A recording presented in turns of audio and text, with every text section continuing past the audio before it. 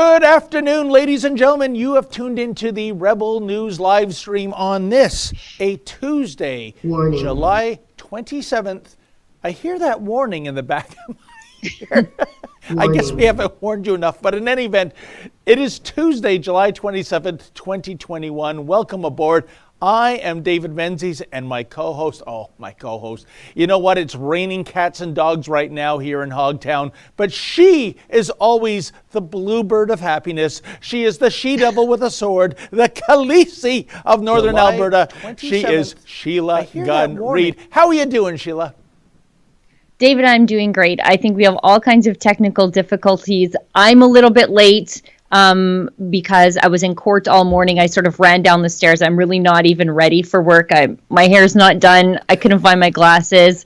I only have one slipper on, and I'm not even lying. I blew a slipper running down the stairs so that I could get down here, and my Skype feed is frozen, but the show must go on, and I couldn't be happier to be sitting here for the next hour with you. Well, Sheila, don't fret about your hair. That is the wild yet controlled look. You know, they would charge you $300 at a Yorkville hair salon for that look. So there you go. You're just ahead of the curve with that. Either that or you're driving with the windows open again. I always do, David. I always do. You know, I just go for the natural look. Should I tell everybody what we're doing here? Yes. Before we get too far off the rails? Okay. And again, Justin, everything's frozen on my side. So I think that might be a me problem, not a you problem. But what we're doing here is this every single day of, I guess, the 5 work days a week. So we are rebels, so we don't really take a day off. The news happens and we have to be there. But for the 5 regular work days of the week, we host a live stream. It's for an hour at noon. In Toronto, 10 a.m. out here in Alberta, 9 a.m. in Vancouver. And we used to just host the live stream on YouTube. That was the only platform that we were really occupying. And that's because YouTube, in its inception, seemed to be a place where you could talk about things that you couldn't talk about on terrestrial TV. But then YouTube, despite its early protestations that it wasn't evil, actually was evil. Methinks the lady doth protest too much, as they say, when they're out there saying, don't be evil.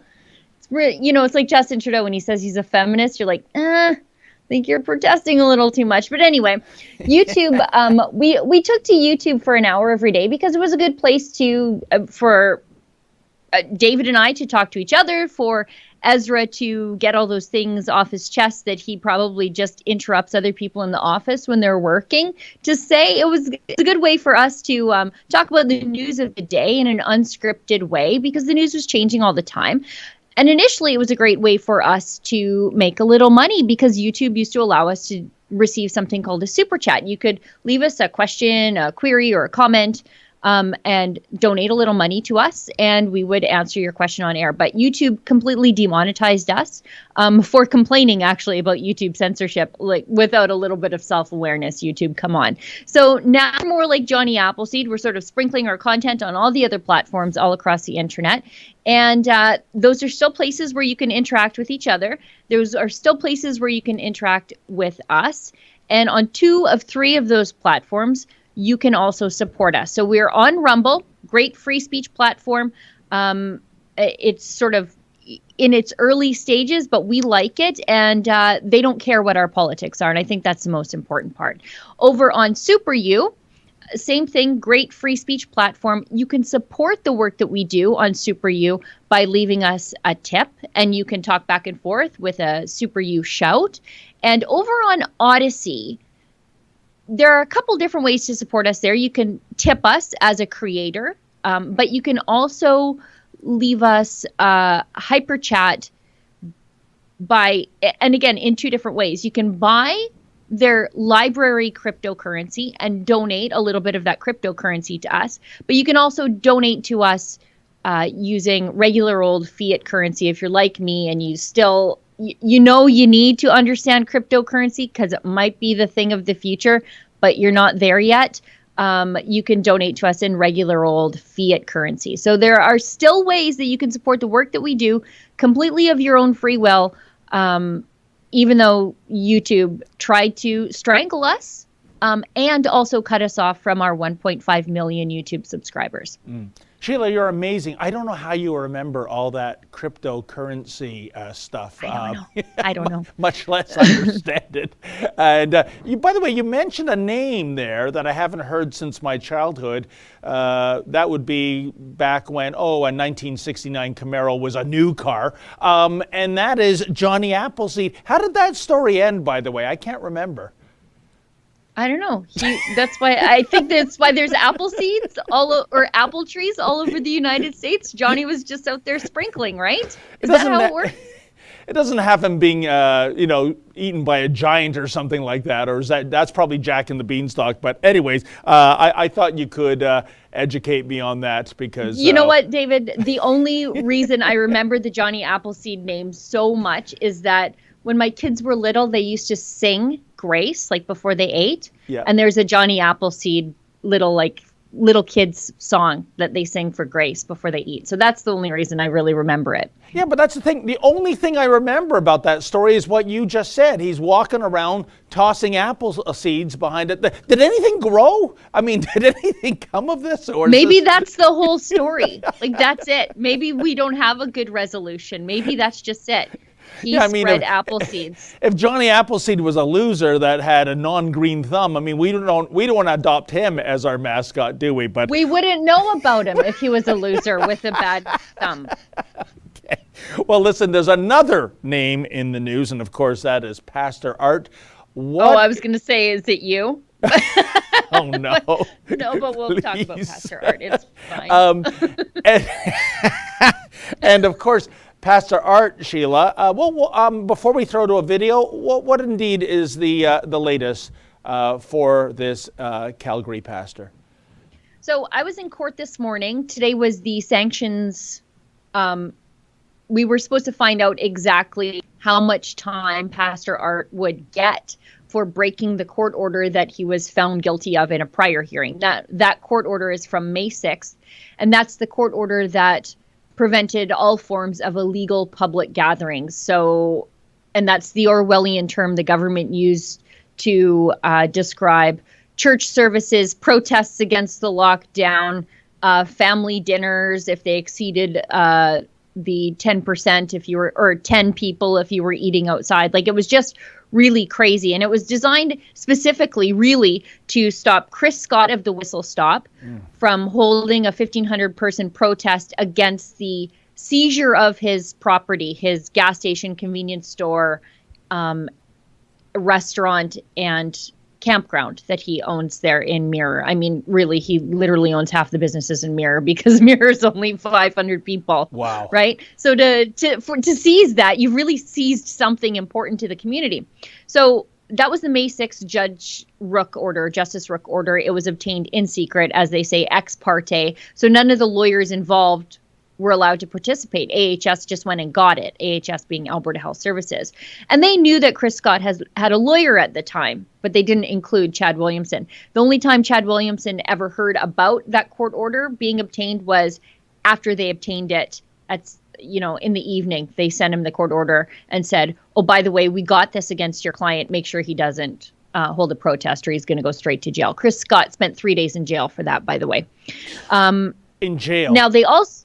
in jail. Now, where there are coronavirus outbreaks, and that came up in court today. Ugh. So they also used that order to go around arresting pastors. They arrested Pastor Tim Stevens on it, and they also arrested Tim Stevens twice, actually, in front of his kids.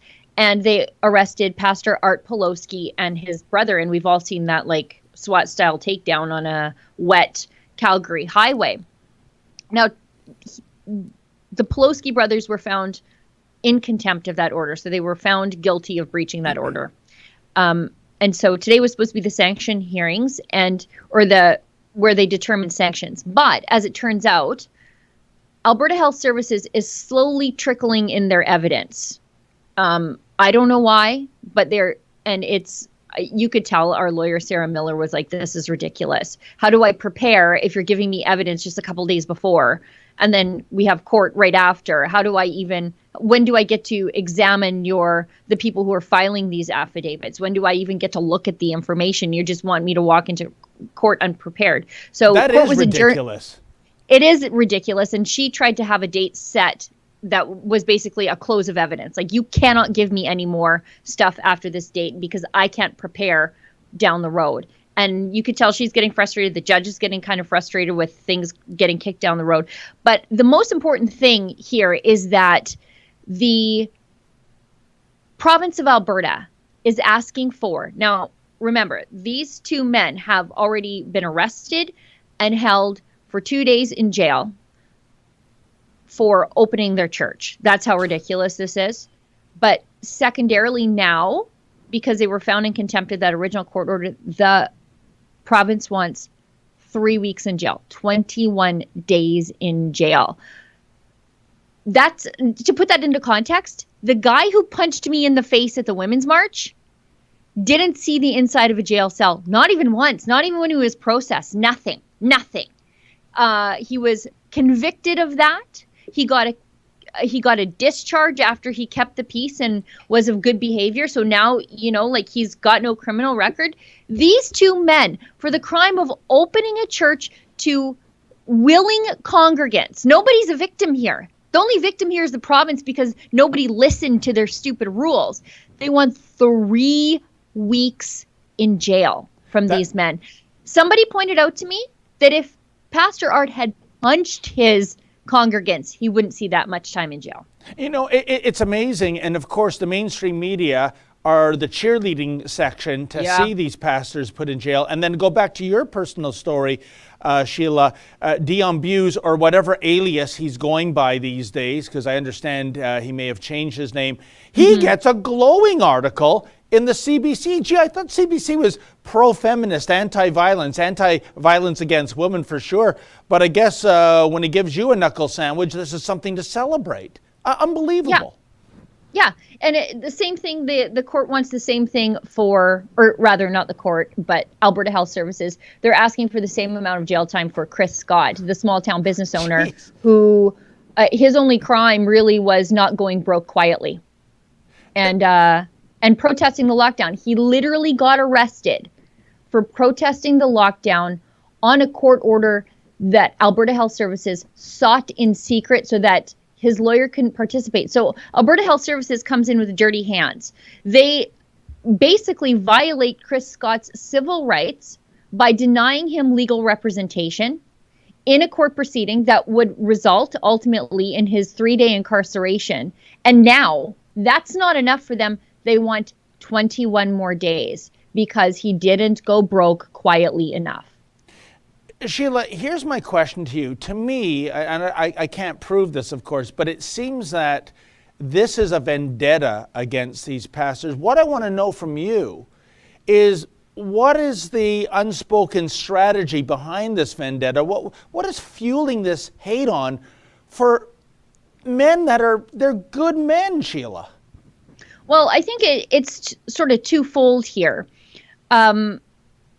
First of all, the Alberta Health Services is, obviously angry with them because these men, all of them, the pastors, the business owners, they would not bend the knee to the state. They, with Chris Scott's case, he had the support of his customers. He had the support of his community. Everybody was cheering for him. And ultimately, he embarrassed the province into reopening restaurants before we went into a third lockdown. So he really moved the needle through his public shame. And, you're bringing the full force of Alberta Health Services down on a roadside diner owner in literally the middle of nowhere.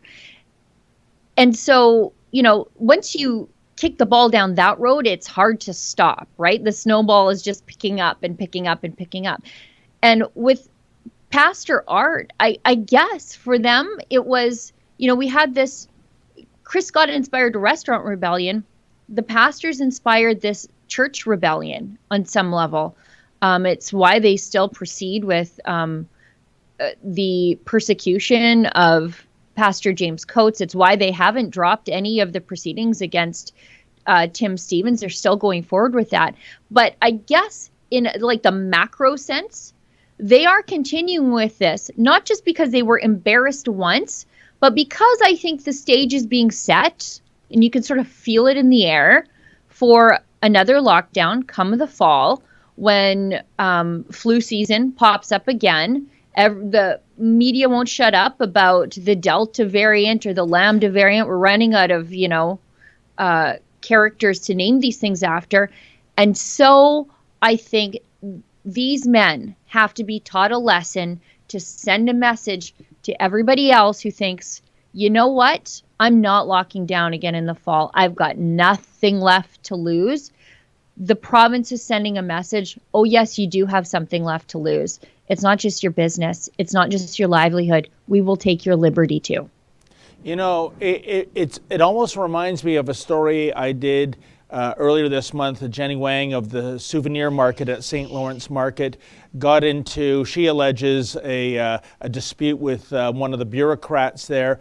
And suddenly, after almost 2 decades in business, she's being evicted. She's losing her livelihood. This is a woman that came to, from China, in the early 90s, Sheila, to pursue the Canadian dream. And I don't know, there's the roller coaster capital of the world is Cedar Point in Ohio. And there's a roller coaster there. It's called the Mean Streak. And I think with certain bureaucrats, Sheila, they have a mean streak. They know they're immune, I think, to any discipline or firing. All this nonsense, we're all in this together. No, none of them lost an hour's worth of work. Many of them got pay raises. And I think there's a feeling of that they're invincible, they're invulnerable. And if they've got a sour personality, wow, you don't want to cross these people, even though it is our money, taxpayer dollars, funding their salaries. These are bloodthirsty people with an unearned sense of power, and they don't want to give it back. They see the end of the pandemic as the end of their own importance, and they can just go back to shuffling paper around. Like before the pandemic, the only time we ever heard of Dina Hinshaw, the Chief Medical Officer of Health, was every year for a couple hours in the news before Stampede, where she would pop up and warn us all about STDs. And now there's always like this outbreak of STDs. Really? Yes, I swear to God, I'll send you the news coverage. But that was the first time I heard her name. And it's the only time you ever heard her name. Was she would warn about the outbreak of STDs, syphilis, and gonorrhea in the wake of Stampede. And you know what? Frankly, it's good advice. That's the kind of advice that I need her warning people about actual dangerous communicable diseases spread by gross behavior. And that was it. She would pop up, like I said to you in that text message, like a prudish Punxsutawney Phil to warn us all for a little bit. She would see her shadow and then she would go back down for another year. That's what these people used to do. Now they're media stars, celebrities, and they have the power to strip you of $1,200, strip you of $5,000, close your business, take away your liberty. This is power they never even imagined they would ever have, and I don't think they want to give it back. No, I think you're quite right in that assessment, Sheila. I mean, honestly, until a year and a half ago, I had never heard the name Theresa Tam. She's a household name now. In Toronto, Cruella de Villa, the chief medical health officer who's signing all those eviction notices for restaurants that dare to open before they're allowed to. I call John Tory now the deputy mayor of Toronto because it seems that de Villa is actually running the show. He is so beholden, given his lack of spine to this woman, that he just, follows her every whim and fancy. And again, I had never heard this name until about a year and a half ago. So I think you're right. I think they got a little taste of celebrity, and they kind of dig that taste, Sheila. Yeah, it's in the bloodstream. And they're not going to give it back. They don't want to go back to obscurity, pencil pushing. Like, it's not enough that they're overpaid for what they do. I think Dina Hinshaw is the highest paid bureaucrat in Alberta. It's not enough that they are making, $250,000 a year, more than the premier of the province. That's not enough for them. They like the power. Whereas a lot of other people would just shut up, shuffle some paper around, and take home an inflated salary. Not these people. It's in the bloodstream. And it's the sanctimonious attitude they have. I'm doing this. I'm carrying out this carnage Public for your health. protection, for your safety. Give me a break. Yeah. Anyways, I do understand, Mr. Producer, do we have a Pastor Art video clip lined up? So let's go to it now. Thank you. Adam Sos here for Rebel News, and for weeks on end, I would see Pastor Artur Pawlowski at least a couple of times a week. He was a headline newsmaker. When it started originally, he was getting in trouble for feeding the homeless, frequent encounters with police. Everything escalated in the viral Get Out video that had millions of views. Immediately, Gestapo is not allowed out. Do you understand English? Get out of this property. Go. So go. And don't come back without a warrant. Out, Nazi. Finally, we had the dramatic roadside arrest of Pastor Artur Pawlowski. He was in jail, and since that time he is free, and he's actually been touring the United States, visiting churches and talking to important political figures, sharing the cautionary tale of what has happened in Canada. He joins me live in just a moment for an exclusive interview. So great to see you. It's been a little while. We used to see each other a couple times a week. Now it feels like it's been a few weeks, certainly. So where have you been? Fill everybody in on your latest adventures. Well, it's incredible here in the United States of America. I was supposed to be here just for a few weeks to speak to a number of churches and a number of, conferences. But it turns out that Americans absolutely adore me. They love the fight. They love what is going on if it comes to resistance towards tyranny, because they understand that what's happening in Canada, it's coming to United States as well. So they appreciate anyone that is willing to stand up for freedom, for liberty. I have been touring in about 13 states so far, and more are coming. I got literally hundreds of invitations to come to speak at different conferences, different churches, different halls, Republican meetings, Tea Party meetings. I was invited so far to incredible places. I've met with the governor, William Lee, the governor of Tennessee. I had a meeting with John Rose, the congressman. I had a meeting with Brian Dunaway. He is the district attorney. And I had a meeting with a number of senators, either state senators or U.S. senators. So incredible journey, very sympathetic towards what is happening with me and other Christians, other pastors in Canada. They all are like one voice, willing to stand up and help. They're writing as we speak.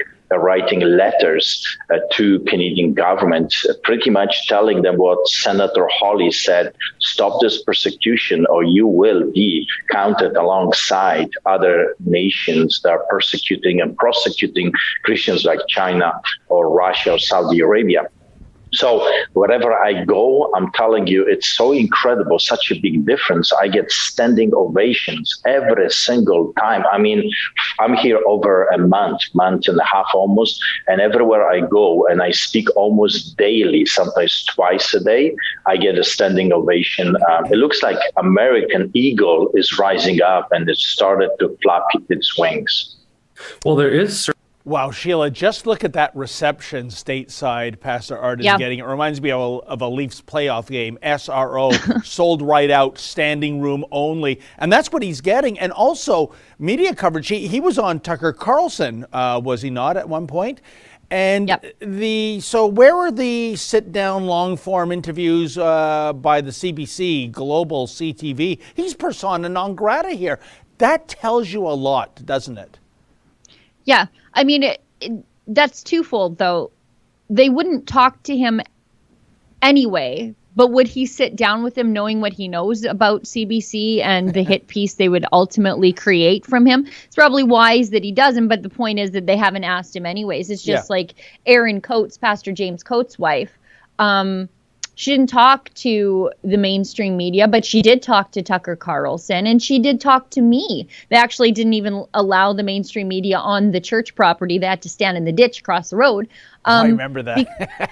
Because The only reason they're remotely interested in any of this Christian prosecution and persecution is to try to justify it in some way and call, Pastor Art or Grace Life Church a bunch of dangerous super spreaders, all the while skipping over the fact that the state is willing to stuff them into facilities where there are coronavirus outbreaks. And actually that came up in court today with Pastor Art. The judge even noted that Alberta Health Services, in the interest of public health, is seeking to incarcerate the Poloskis in jail again in facilities that have had coronavirus outbreaks. And again, all in the name of public health, because apparently that's what's necessary, is you take healthy men out of their coronavirus-free congregations and then stick them into facilities that have coronavirus, all in the name of protecting the public health. And Sheila, to rewind the tape when it comes to Pastor Art, even pre-COVID, what is it with the city of Calgary or the province of Alberta that has a problem with him feeding the homeless? Well, that's the thing. Like, he's got plenty of opinions, as we all know about Pastor Art, and but that doesn't mean that he can't go out there and feed the homeless. He doesn't like Mayor Naheed Nenshi. Obviously, Mayor Naheed Nenshi in Calgary doesn't like Pastor Art either. But that's not a crime. That's freedom. That's what it's like in a free society. You can go about your business and express your political opinions quietly or loudly. It doesn't matter. But in Calgary, it would seem that they are using, first of all, it was noise violations, tickets for other things, and then now coronavirus regulations to crack down on Pastor Art. I mean, he got a ticket for an illegal public gathering for feeding the homeless in downtown Calgary when it was like minus 30 that day, or minus 28 or something that day. You can see the clothes Pastor Art's wearing. He's wearing a skidoo suit to feed the homeless. But in the city of Calgary, for the police that day, and whoever called the cops, because the cops, I don't think at that point they were just showing up, they were being sent there. For whoever did that, for them it was more important to crack down on Pastor Art than to make sure some of society's most vulnerable and most disenfranchised, it didn't matter if they went hungry, because for them the means justified the ends. Unbelievable. And noise violations, boy, they're really stretching there, Sheila. What next? Is Alberta Health Services going to go after the ice cream trucks for playing? Don't laugh. They're not the only guys who are doing it. I think it was Montreal police ticketed one of our Fight the Fines people for noise violations that they used for traveling musicians because he was using a amplification system, but not like he wasn't blaring it, because he was protesting the lockdown. And, like you see BLM all the time using bullhorns, whatever. Oh, yeah. Constantly. They don't get tickets, but he was out there talking about the lockdown, and he got this noise violation ticket. So we said, get over here, get it. You're a Fight the Fines client now. And so, they're just using whatever they can to shut people up. I guess that's the moral of the story. So petty. Well, Sheila, to switch gears here, why don't we... Oh, I understand from Mr. Producer we already have some chats in. So before we go to our next subject, Sheila, can you do your thing? I will. We've got a Rumble chat from MVP 3337, I guess. Sheila's wearing her Justin Castro shirt. Yes, I am. Funny that everybody should ask. So this is not one of ours. However, if you do like cheeky conservative t-shirts, might I suggest you head on over to rebelnewsstore.com. If you use the coupon code Sheila10, you should be able to get 10% off there if you haven't already used it. Did I lose you guys? Okay.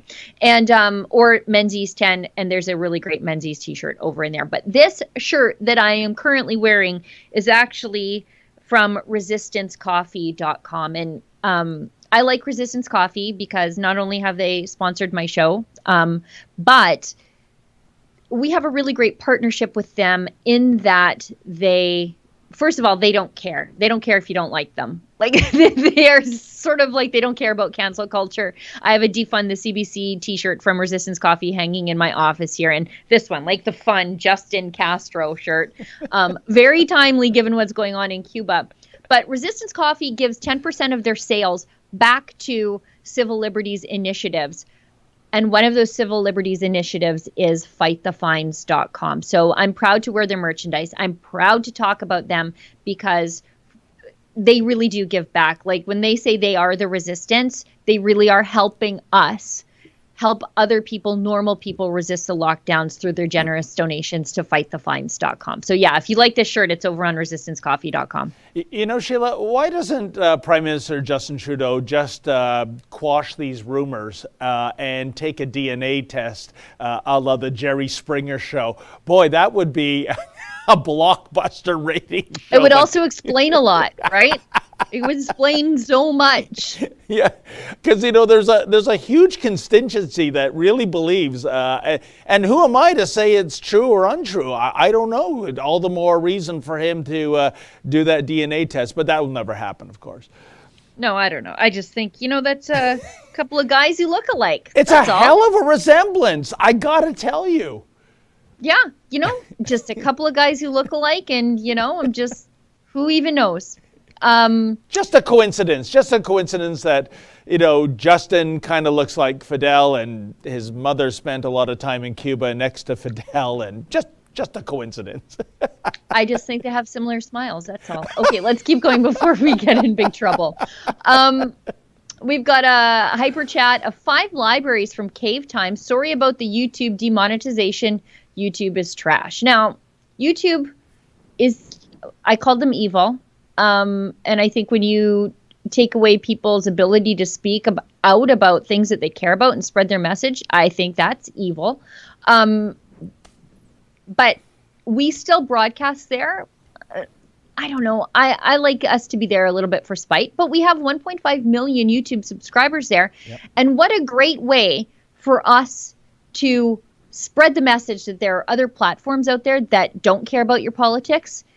Then, you know, like, what a good way for us to do that by using YouTube, to help chip away at YouTube just a little bit at a time by using them. So that's why we're still there. If you're watching us on YouTube, you know what? Take that off-ramp over to one of those other platforms. And we don't want to abandon those people. They have been our supporters for a very long time, and we still want to make sure that we're there for them in a way that they want to watch us. 100%. We've got a Super U tip from, Quango Chef. I haven't seen you in a long time. Did I lose you guys? Sometimes things go down in my ear. But anyways, Quango Chef tipped us $2. Well, that's very kind. Thank you very much. We've got a hyper chat from History Club World. You know, David, we have this guy, and he came through for us this time. And I saw this chat come in, so I did some Googling myself, and things I already knew, but I just sort of forgot. Johnny Appleseed was an American missionary and plant nursery owner. The story is created based on his incredible kindness. Follow History Club World on Instagram. Yeah, he was eccentric. He didn't wear shoes, and he would take the seeds from like cider presses. So like the waste product, he would take the apple seeds, and then he would grow the trees from the apple seeds and then give them to the pioneer people to start orchards. And he would go around proselytizing, and he was just like he wore ragged clothes, and he didn't wear any shoes. And I think he, despite his disheveled appearance, died quite wealthy because he just didn't spend his money. He just was out there on the land. You gotta buy a pair of shoes. I mean, yeah, I don't know. I'm all for a frugal existence, Sheila, but shoes, come on, that's a necessity. Shoes on the frontier. Like, no, where there's no sidewalks, there's no lawn. Like, you know, it's just sticks and rocks and brambles. So we've got a Super U from Cry for Justice says, why can't we recall Kenny? Because we don't have recall legislation here in Alberta yet. And the recall legislation that we do have has a bit of a poison pill built into it so that it doesn't work. And we've covered that quite extensively here on Rebel News. So it's, I mean, it's great in theory. I'd love to do to some of our politicians what they're doing to Gavin Gruesome in California. Sounds like an Addams Family character. He is if you're a small business owner.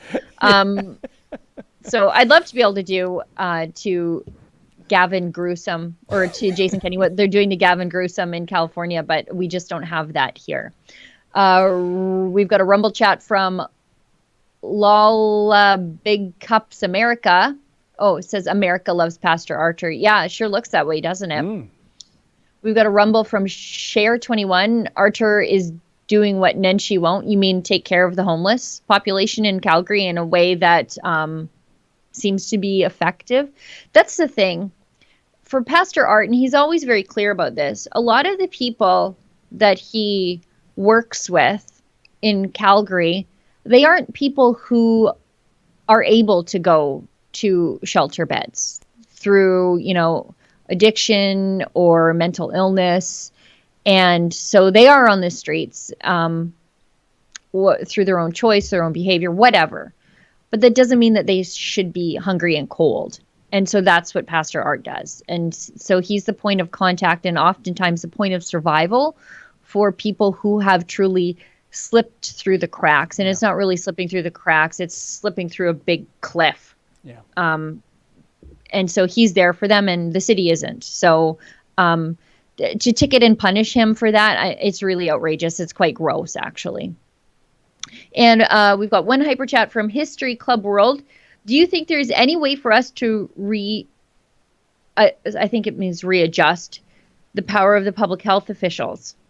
I'm not sure. I got a cool shirt from resistancecoffee.com actually, and it says defund AHS.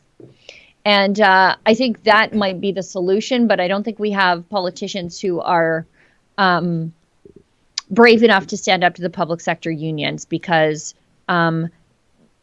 the Alberta health bureaucracy, and I think this is the same all over, and especially it's reared its ugly head during this pandemic. They are just too powerful. They control too much power. And I think that comes from just the enormous amount of the budget of provincial governments that healthcare eats up. I mean, sometimes it's nearing half of the provincial budget. And for what? It all has to be scaled back, privatized. We need to take a Ralph Klein approach, privatize as much as we can, as even and probably especially the support services, because many of those support services were sort of gathered up into the public sector because they are union dues that only enable things to keep growing and growing and growing. So I think maybe that's it. We need to defund these people a little bit. And every time there's they call them cuts, but they're not even cuts. They're just not raises as fast as the public sector would like. And every time the public sector doesn't receive a raise or a growth in the public sector fast enough, they cry cuts. And so we have to change the conversation and all of that. But Sheila, I think you are indeed making the argument for, I don't know, a royal commission, a public inquiry, that when the dust settles, the smoke clears, when we're finally out of this COVID nonsense, I don't know how many months or even years down the road that'll be, we have to have a serious investigation in terms of how unelected, non-accountable health bureaucrats wielded so much power, be it at the municipal, the federal, the provincial level. I think that is crucial, that these people, as we said earlier, they went from nobodies to celebrities. And man, they had a bazooka on their shoulder when it came to shutting down small businesses and putting entrepreneurs into actual prison cells. This is surely beyond their mandate.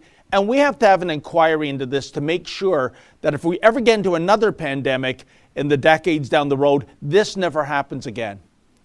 Well, there have been already some inquiries started and people are just sort of ignoring them because they sort of get chucked down the memory hole of the mainstream media. I forget which province it was, Quebec or Ontario.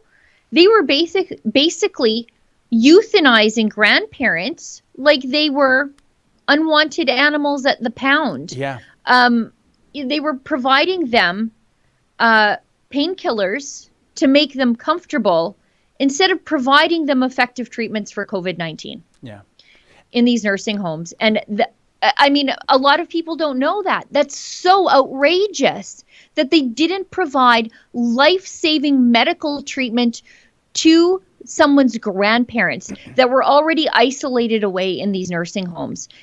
That, I mean, they were just making them comfortable and allowing them to die. I think it was Quebec, and that would make sense because Quebec is such a pro euthanasia culture that once you become difficult, you just they want you to just take the next train off planet Earth. And so, you know, those examinations are already out there, but how do you get through the wall that is the mainstream media? I guess as long as they're terrible, we'll always have a job. Yeah, and Sheila, I'll never forget that moment where one of Ontario's top public health officials, Dr. Barbara Yaffe, that hot mic moment where she said basically, oh, they give me these papers to read. I don't know, you know, what I'm reading. What? I thought you're the one crafting, but who is they, right? Yeah. I mean, I don't even understand why this woman still has a job and you know, and telling us to tut, stop what you're doing after that moment. That was totally egregious, I thought. Yeah. But I mean, it makes perfect sense that, you know, again, these people are more well paid than the premiers in the provinces in which they work. Yep. And they can't even read their notes. They can't even read their notes. Like, they're just phoning it in. The second half of that hyper chat says, as for the Archer trip, I have an idea for what Rebel should have done. Sent a camera crew to follow him around and then make a documentary about it. Here's the problem with that, though, is that we would have to have our guys quarantine. They'd be subject to quarantine on the way back. And then we lose our people for like a month. And we don't have a bunch of camera crew just standing around holding up walls like they do down at the CBC. Our guys who are videographers are also video editors, and sometimes you even see them in front of the camera. So, you know, I'm sure, and Pastor Art, he records everything he does anyway. So there's a lot of that footage out there, and, you know, it would have been great if we were able to have done that, but just because of the quarantine measures, it would have been nearly impossible. Which is a good segue to our next video, Sheila. I mean, you know, airports across Canada during this, we don't have a video rather, but regardless, airports across our Dominion in the last 16 months, we've had to fly occasionally, and I call them factories of sadness. Most of the businesses and the food service outlets, they're shuttered, and all the employees seem to be walking around with double or triple masks, and sometimes that like sort of science fiction plastic thing in front of their mouth as well. And you know, airport travel with all the frisking and searching and lineups, it's never been great, but it is now demonstrably worse with all the masking requirements, I think. And now we're getting into the situation, Sheila, with some airports, the most recent one here in Toronto, Pearson International, where it's there's lineups for those who are doubly vaxxed and those who are not. So again, another indicator that despite what our authorities were saying, oh no, a vaccine passport, that's outrageous, that's conspiracy stuff. But here we go, it's coming, isn't it, Sheila? Well, they're like, oh no, it's not a vaccine passport. You just literally have to show your vaccination status alongside your passport when you're returning home to see whether or not you can get into one line or the other. I mean, it's not a vaccine passport, but it serves the exact same purpose. You can call it whatever you want, but really at the end of the day, it is this piece of paper or digital document that says that you can do certain things and you can't do other things. And sorry, go ahead. Oh, I see this just in, as they like to say, Mr. Producer, always Johnny on the spot. Look at that. Already, Pearson Airport reverses decision to separate arrivals by vaccination status. Geez, I thought it just kicked in because I think the first airport that did this was Vancouver International, wasn't it, Sheila? And I don't know if Vancouver's reversed their policy. And apparently, Mr. Producer thinks they have too. So, wow, this might be a good story in the making. No more airport apartheid in terms of who's vaccinated and who isn't. Well, frankly, I think this just shows the bubble in which these bureaucrats work in, right? Like they all sat around a table and thought this was a really great idea. Yeah. People are going to love this. People aren't going to be mad about this. Herd it into two different lanes like a bunch of cattle. Like they didn't think that the Canadian public would be like, hey, no, that's weird and gross. And it actually acts as like a certain public shaming effort too.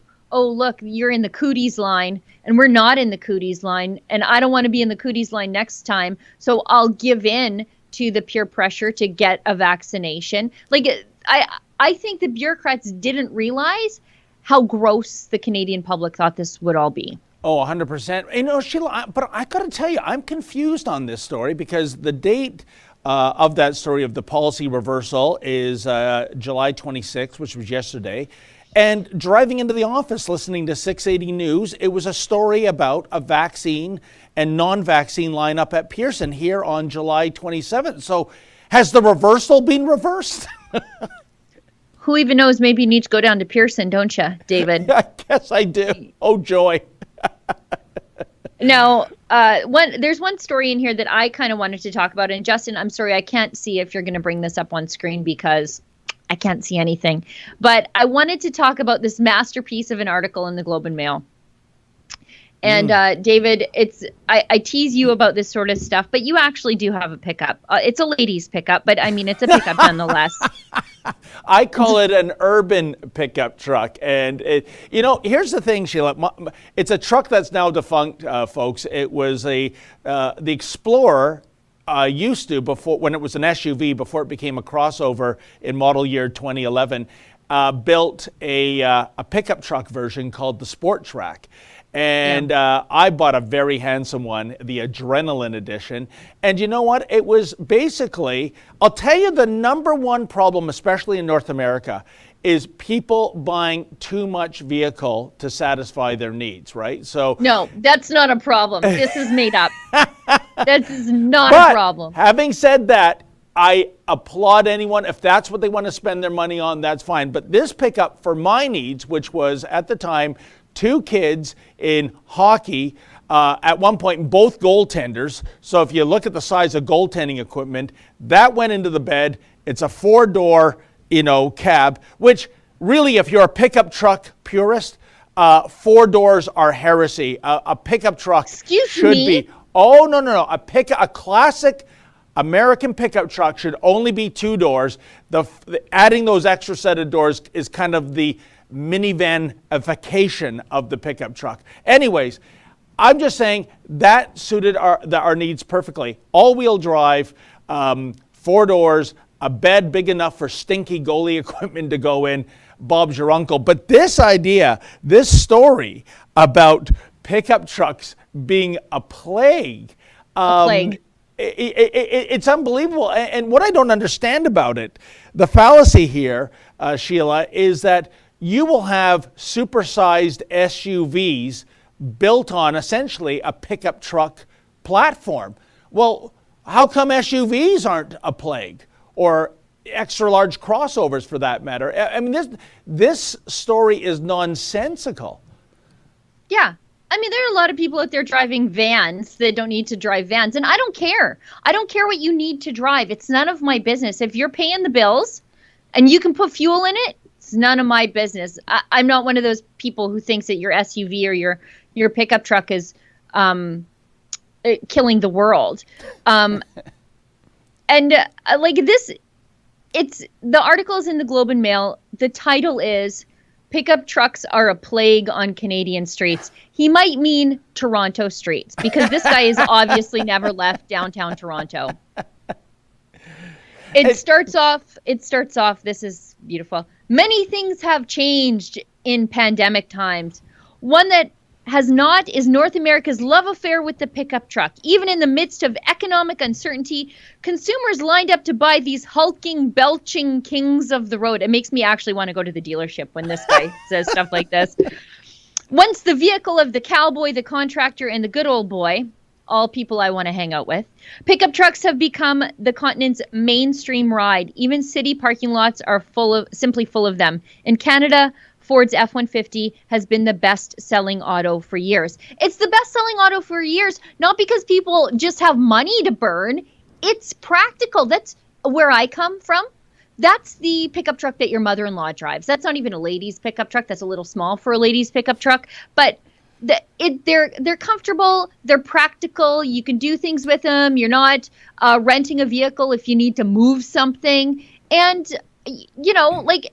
moreover, it's none of this guy's business. The guy who wrote this, his name is Marcus G. And I have some speculations about Mr. Marcus G. Like maybe some handsome rig hand stole his girlfriend at the meat counter while he was off squeezing the tofu for firmness over in the deli. Like, this is a guy who got cut off on the way to hot yoga, and the article is his response to this. And Globe and Mail was like, yep, print that baby. Like, this is why mainstream media is failing right here. It is unbelievable. And yet I bet even Mr. G, when it comes to moving day, when he knows of anyone in his social circle that actually owns a pickup truck, because this has happened to me several times, even with my lady pickup truck, as you call it, Sheila. You really learn who your friends are, because they're on the hotline to say, can you bring your truck over? I got to move. Or can you bring your truck over? I got a ton of stuff to haul to the landfill site. But what that says to me, Sheila, is the sheer utility of these vehicles, right?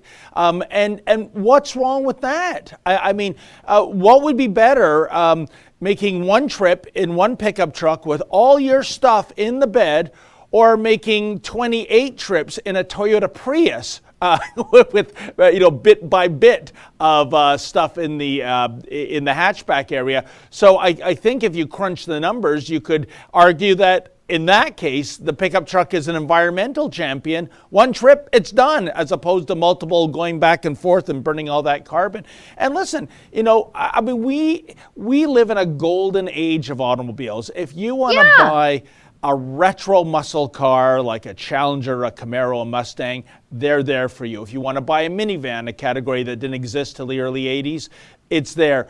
SUVs, electric cars, plug-in hybrids, you name it. And what's wrong with that? And I got to tell you, Sheila, last weekend, for the first time, and I went, as he drove by, I gave him a big thumbs up, because I don't, maybe this model is more prevalent out in Alberta, but for the first time on Toronto streets, I saw a Ram T-Rex, which is this 707 horsepower monster. I mean, it kicks the Ford F-150 Raptor to the curb until next year, when I understand Ford is going to make the Raptor R and put the Shelby Mustang engine into that. So it'll be at the 700 horsepower level too. I don't know why GM is sitting out in the horsepower races, but I guess they're too hell-bent on going to all electrification by 2035. But the point is, sure, it's impractical, right? A 777 horsepower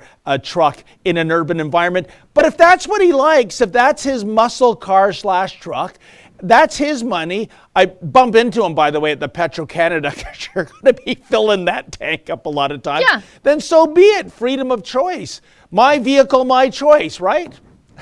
Well, this article drips of classism, I think. Oh, yes.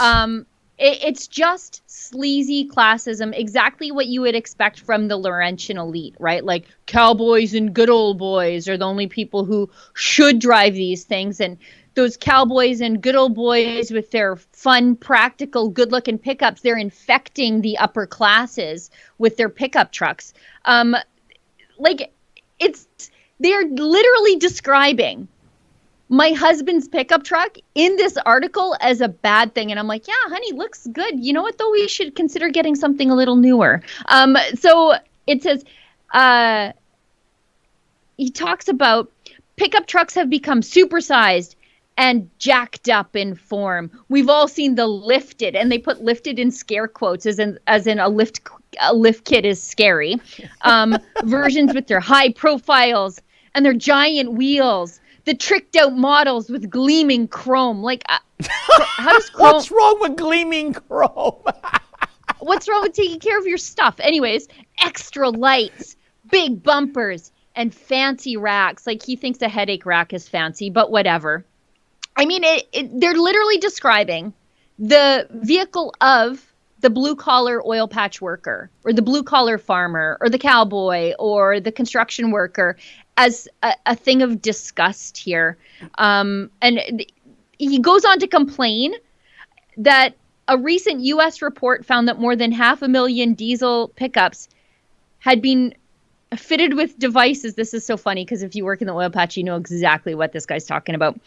A recent U.S. report has found that more than 500,000 diesel pickup trucks had been fitted with devices that override their emissions controls, dumping pollutants into the air. You mean things that make your vehicle more efficient and don't bung it up? Anyways, this is my favorite. In the charming practice known as rolling coal, some pickup drivers blow past cyclists and electric vehicles and deliberately spew black smoke at them. I'm not saying it's deliberate, but it happens. I've heard of that, Sheila, and I do a lot of cycling, and I've never actually witnessed or seen that, even out, in the country. I know it does happen, but I think that's exaggerated. It's almost like an urban legend. But I got to tell you, about 6 or 7 years ago, I have a good friend. He's a civil engineer. He lives in a section of Toronto called Leaside. Leaside is a very snobby area of the city. It's where people will go to the Healthy Planet with recycled bags, for their stuff. Mm-hmm. And him and his wife both have GMC Yukon Denali's, and one is parked in the parking spot of the house, and one is on the sidewalk. And one day his wife came out, and she thought she had received a parking ticket, but it was a yellow sticky note. And it was an anonymous note from someone in the community basically chastising my friends for, don't you think this is a little much for this community that you have 2 large SUVs? So he showed me the note, Sheila. I couldn't believe it. My Lord. And I thought if that had happened, to you, Sheila, as someone leaving you that note and you catching them in the act, I don't even want to know what could have happened. That is exactly how I end up at the dealership trading in my Jeep for something bigger. Like, just for spite. The last paragraph of this article might be the best. Okay. Because they're basically calling pickup trucks toxic masculinity without saying it. And you knew that was coming in here.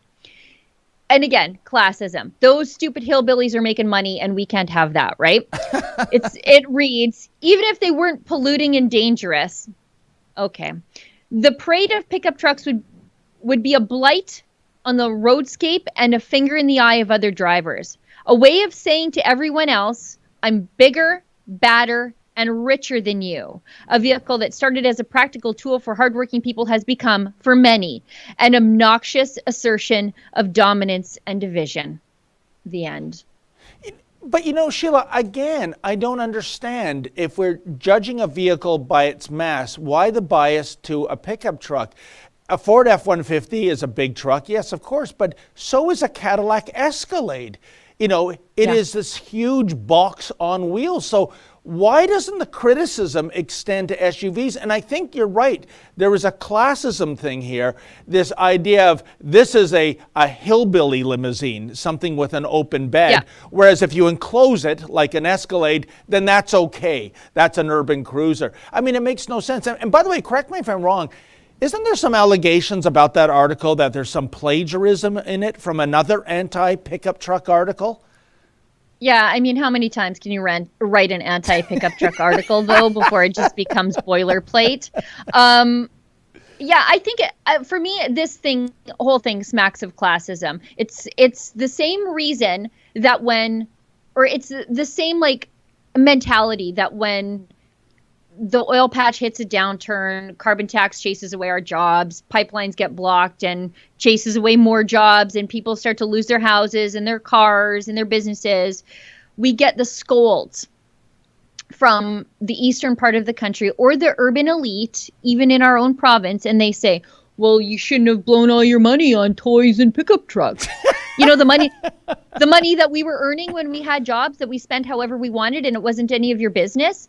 Yeah, I'd like to see how much in savings the people scolding those people have in their bank accounts, because I think they're probably also a paycheck away from bankruptcy. But they look down their noses because our fun doesn't involve going to wine tastings. Our fun involves going out and shooting a $1,200 shotgun at some targets for fun and ripping around on dirt bikes. And, everybody's fun costs money. They just think ours is a little bit uncouth.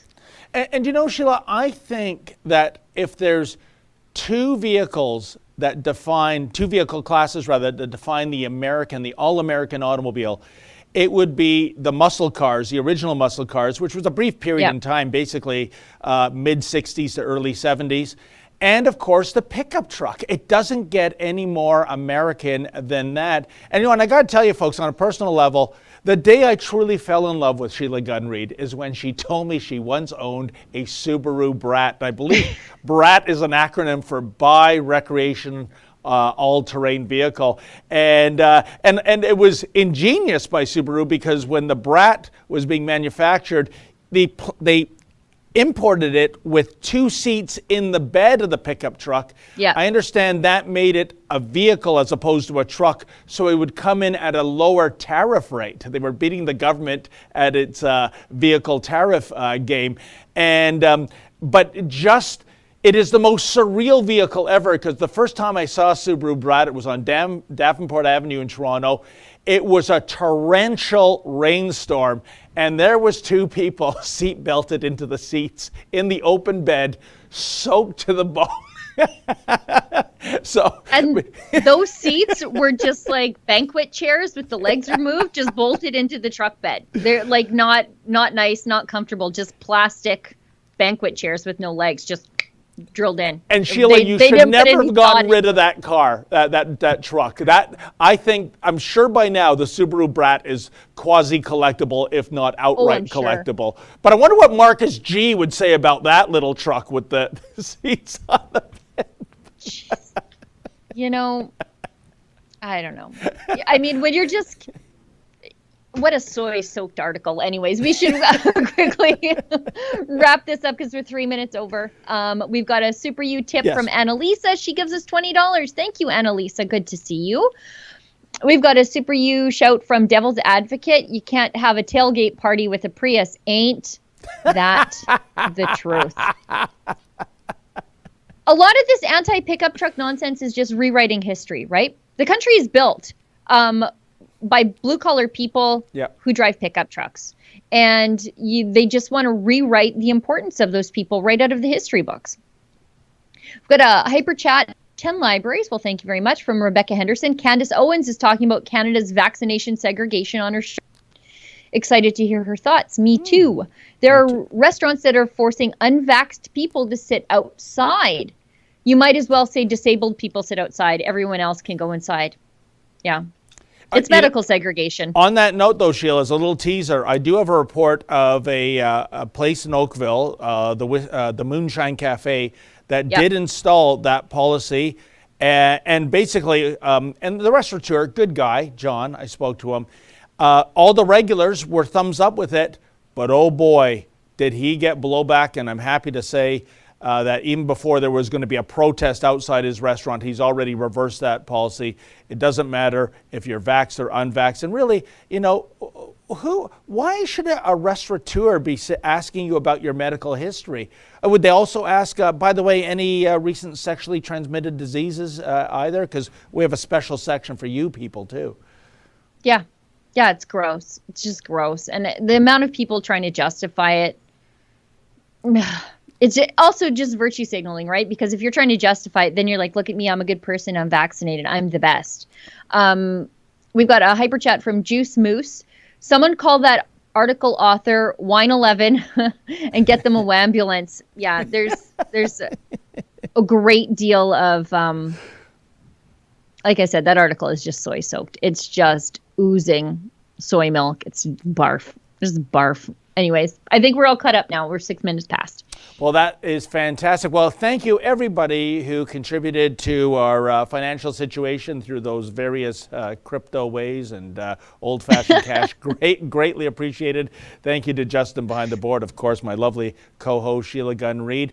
We'll be back here in this space on Thursday. The big boss man, Ezra Levant, he takes over tomorrow. And in the meantime, stay sane.